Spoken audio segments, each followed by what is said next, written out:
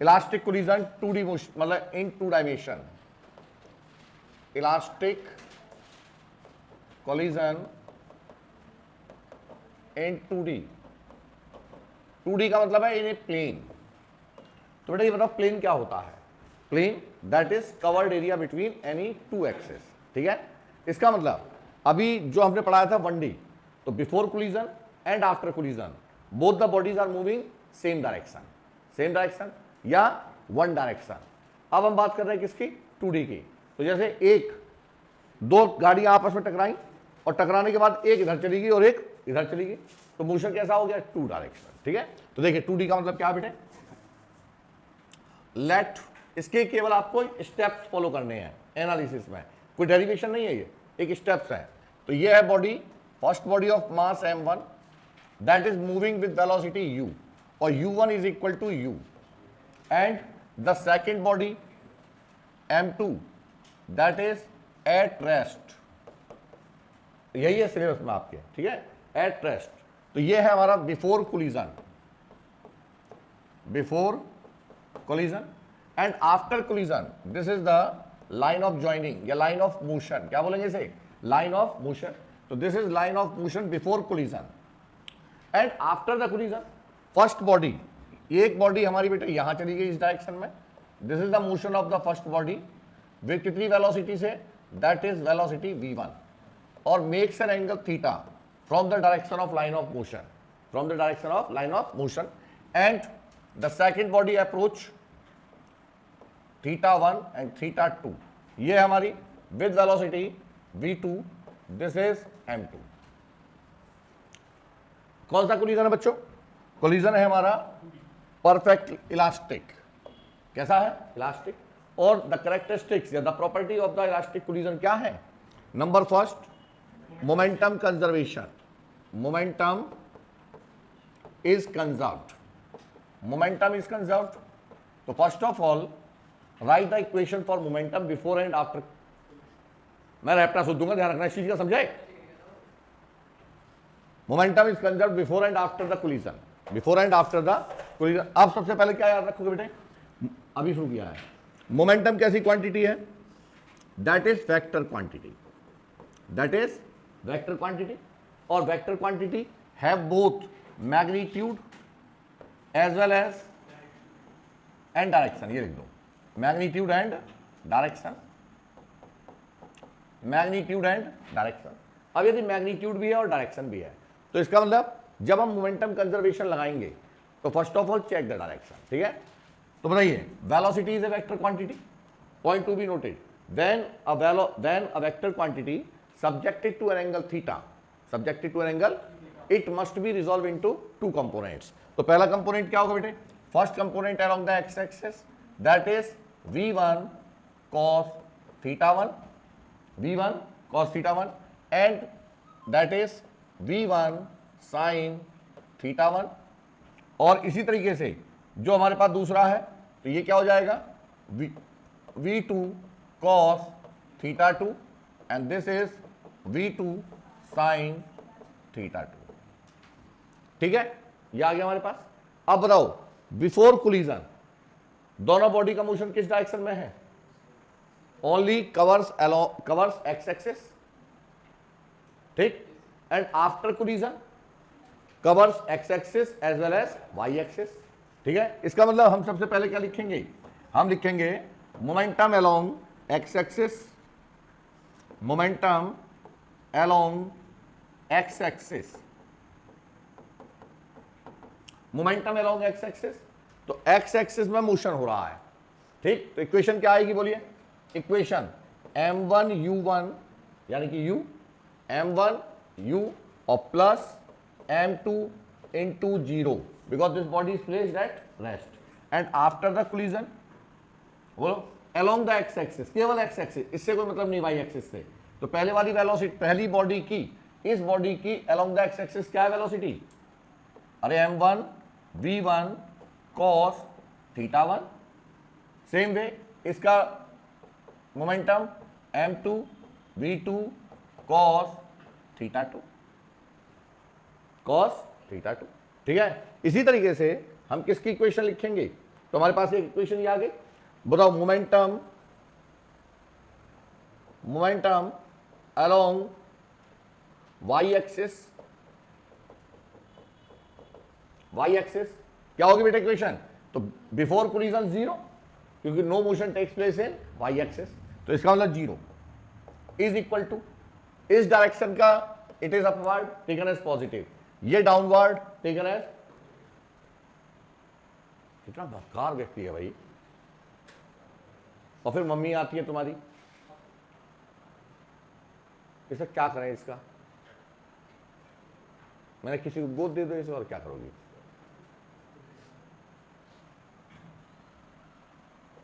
m1 v1 sine theta 1, और downward के लिए क्या होगा? Minus m2। मैं बेटा तुम्हारी भले के लिए पढ़ाना चाह रहा हूं, तुम यार मान नहीं रहे हो। यकीन मान के चलना, केवल मैं तुम्हारा भला चाह रहा हूं, केवल मैं। समझ में आ रही बात? इसे पढ़ लिया करो, ठीक है? पढ़ाई के आगे और पढ़ाई के अलावा कुछ नहीं है, कुछ नहीं है लाइफ में। और सबसे आसान काम है पढ़ना। m1 v1 sine theta 1 minus m2 v2 sine theta 2। तो बेटा इसको क्या लिख सकते हैं हम? m1 v1 sine theta 1 is equal to m2 v2 sine theta 2। आज पैसे मिले थे घर से? हाँ लग रहा है मुझे ऐसा। पैसे मिले थे?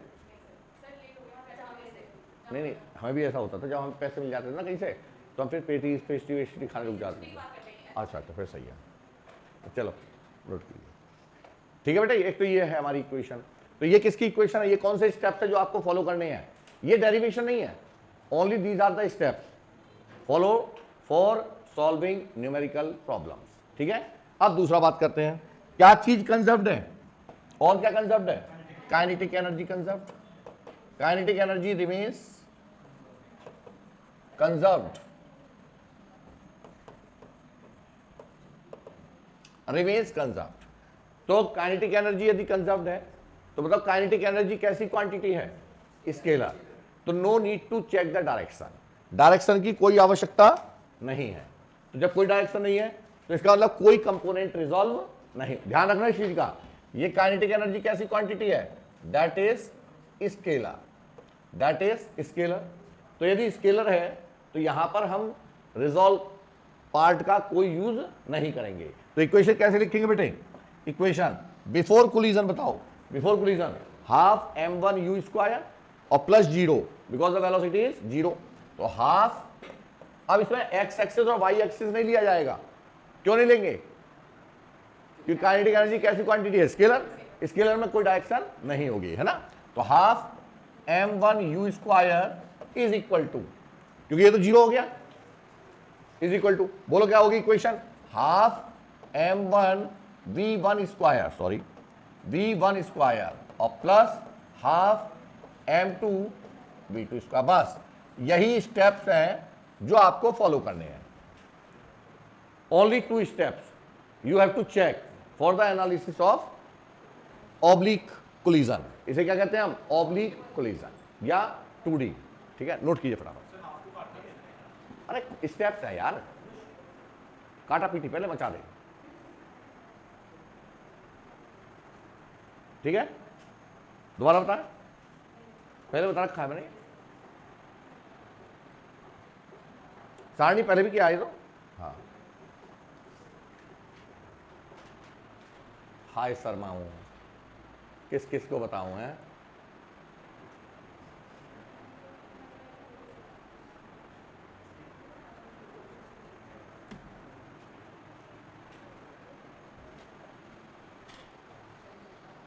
Done done. हाँ जी भाई साहब,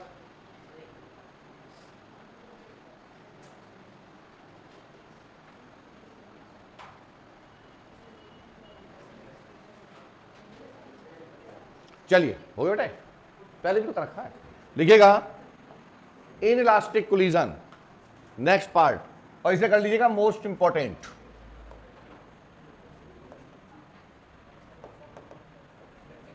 most important for your competition purpose. किससे? कॉम्पिटिशन पॉइंट ऑफ व्यू से ये है मोस्ट इंपॉर्टेंट पार्ट। तो देखिए कौन सा है हमारा? Perfectly perfectly inelastic collision, perfectly inelastic collision।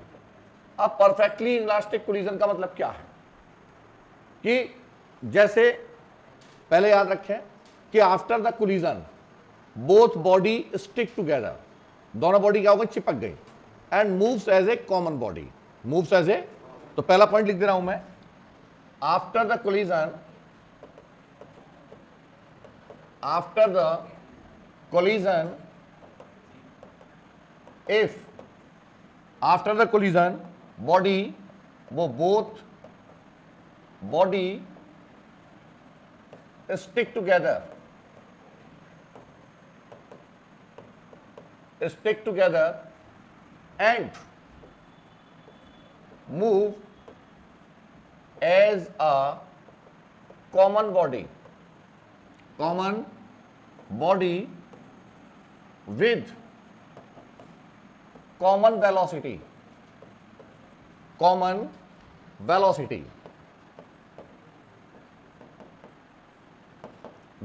velocity, and second point, this is the first point, second point, have following properties, have following properties, क्या क्या प्रॉपर्टी है बेटे? First one, momentum remains conserved, momentum remains conserved, momentum remains conserved। second one, kinetic energy not conserved, kinetic energy not conserved। C, force involved not conserved, conserve का मतलब constant. और एक और बढ़ाना चाहो तो क्या चीज, total energy remains conserved, total energy हमेशा क्या होती है, कंजर्व, कोई सा भी कोलिजन होगा तो टोटल एनर्जी, यदि बाई चांस पूछने के लिए आ जाए ऑब्जेक्टिव में विच क्वांटिटी रिमेन्स कंजर्व, तो एक तो मोमेंटम और एक total energy remains conserve, but mechanical energy not conserved, mechanical energy not conserved. ठीक, अब चूंकि काइनेटिक एनर्जी कंजर्व्ड नहीं है, काइनेटिक एनर्जी कंजर्व्ड नहीं है, तो क्या होगा, ये हमेशा डिक्रीज होगी, यानी कि लॉस होगी, loss in kinetic energy. Point to be noted कि during the inelastic collision kinetic energy always decrease, जबकि इलास्टिक कोलिजन के केस में क्या रहेगा, काइनेटिक एनर्जी रिमेन्स सेम। और जब हमारे पास एक और कोलिजन है दैट इज सुपर इलास्टिक, क्या बोलते हैं उसे, super elastic bombardment, nuclear bombardment, उसमें काइनेटिक एनर्जी हमेशा क्या होती है, बढ़ती है। जैसे क्रैकर्स, पटाखे हैं, अनार बम देखा है, तो अनार बम के अंदर कौन सी एनर्जी है, पोटेंशियल है, कौन सी एनर्जी है, केमिकल एनर्जी, और उसको मैंने क्या किया, फायर, और फायर करते ही केमिकल एनर्जी किस में कन्वर्ट हो गई, हीट एनर्जी में, लाइट एनर्जी में, और विस्फोटक एनर्जी यानी कि साउंड एनर्जी में, बाद में फूटेगा भी वो साउंड एनर्जी। ठीक, और भी कई तरीके की एनर्जी है। तो हमारी क्या है, जो पहले एनर्जी थी वो इंक्रीज हो रही है, न्यूक्लियर बॉम्बार्डमेंट होगा तो क्या होगी, huge amount of energy to be released. तो जब भी केस बॉम्बार्डमेंट का आएगा तो उसे हम क्या बोलेंगे, सुपर इलास्टिक, क्या बोलेंगे, सुपर इलास्टिक। तो अब पहला पॉइंट याद रखो जिस पर ऑब्जेक्टिव बनता है कि during each and every type of collision either that is elastic, तो मेरे बाल खराब हो गए, नहीं सही है, that is elastic collision, inelastic collision और super elastic, momentum remains conserved. किसी भी टाइप के कोलिजन में मोमेंटम हमेशा कंजर्व्ड रहेगा। ठीक, पहला पॉइंट। दूसरा पॉइंट, इन मतलब during the elastic collision kinetic energy remains conserved, inelastic collision kinetic energy lost, और super elastic collision kinetic energy gain. क्या होगी? गेन। ये 2 पॉइंट हमेशा याद रखने हैं, इन्हीं पॉइंट पर क्वेश्चन नीट वगैरह में पूछे जाते हैं। ठीक है, आगे बढ़ते हैं। अब बच्चों मैं बता रहा हूं क्या, एनालिसिस। एनालिसिस तो किसकी एनालिसिस करनी है? कैलकुलेशन ऑफ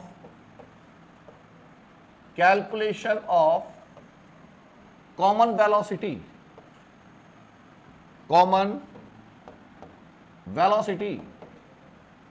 एंड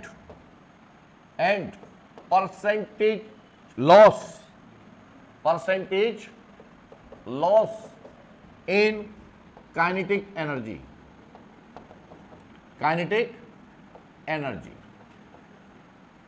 अब ये हम कैलकुलेशन करना सिखा रहे हैं आपको, कैसे करते हैं। तो क्या हुआ, सबसे पहले हमने मान लिया let we have 2 bodies, first one of mass m1 that is moving with initial velocity u1 is equal to u, and the second body of mass m2 u2 is equal to 0, ठीक है।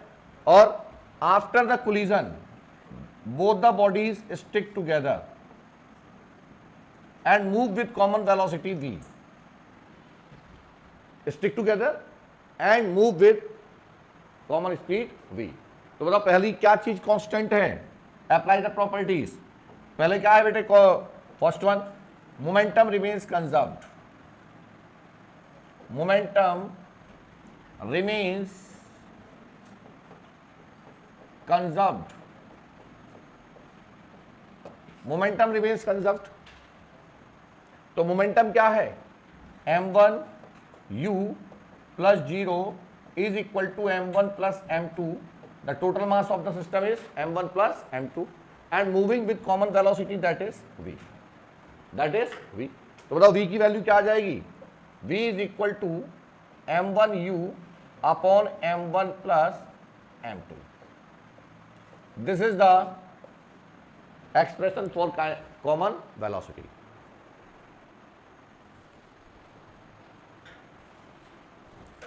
ओ बच गया।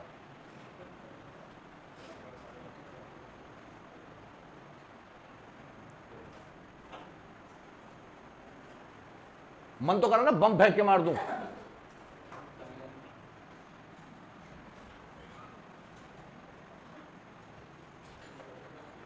पट्टा गहरी नहीं सो रहा है। v बराबर ये आ गया। ठीक है, थक जाते हो, लेकिन इसका मतलब ये थोड़ी ना है कि तुम क्लास हम लगे नहीं दो। हाँ कोई बात नहीं, कल से तेरे लिए चाय की व्यवस्था करूंगा मैं यहाँ पर। क्या करें, 2 बिस्कुट की और व्यवस्था कर देना। हो गया note.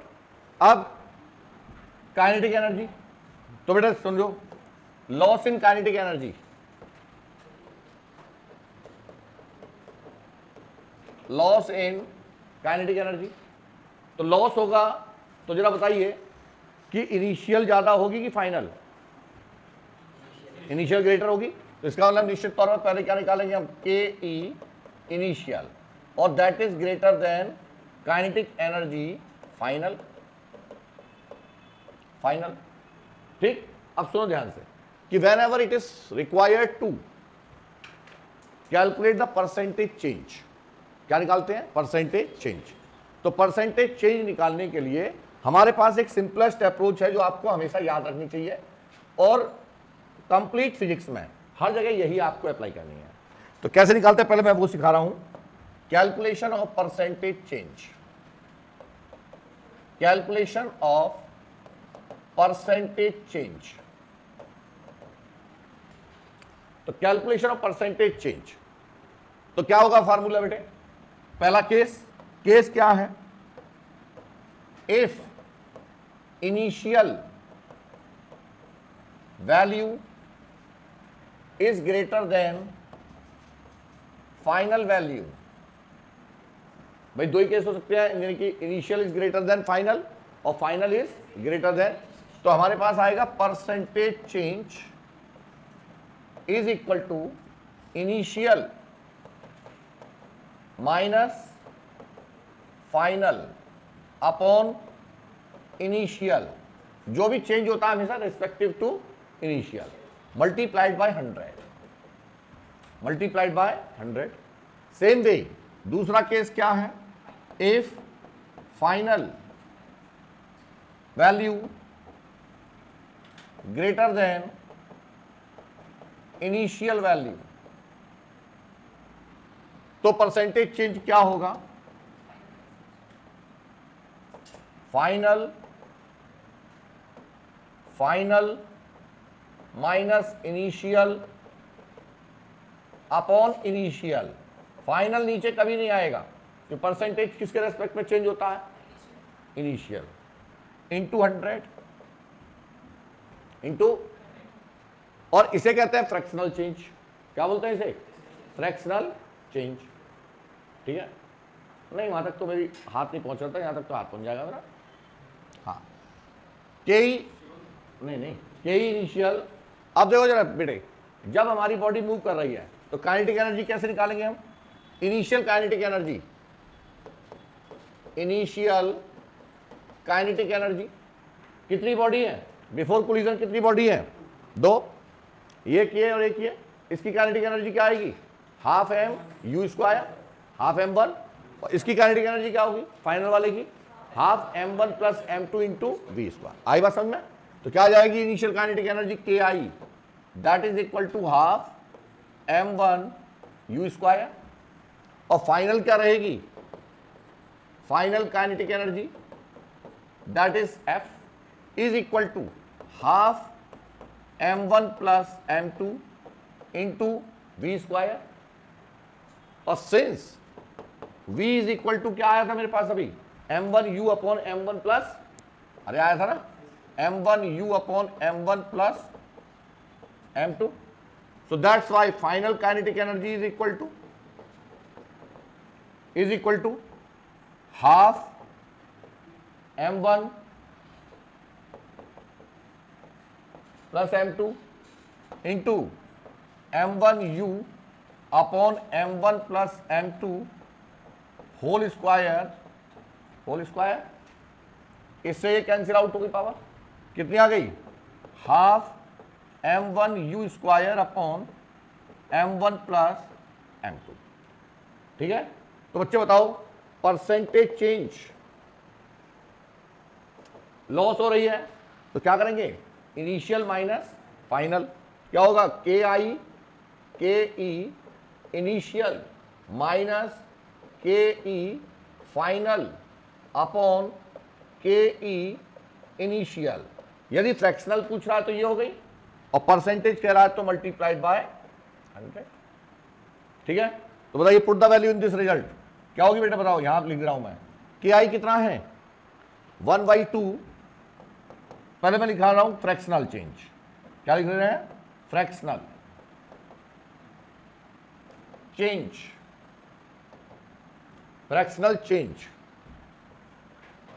Half m1 u square minus final कहां है, ये रहा, हाफ m1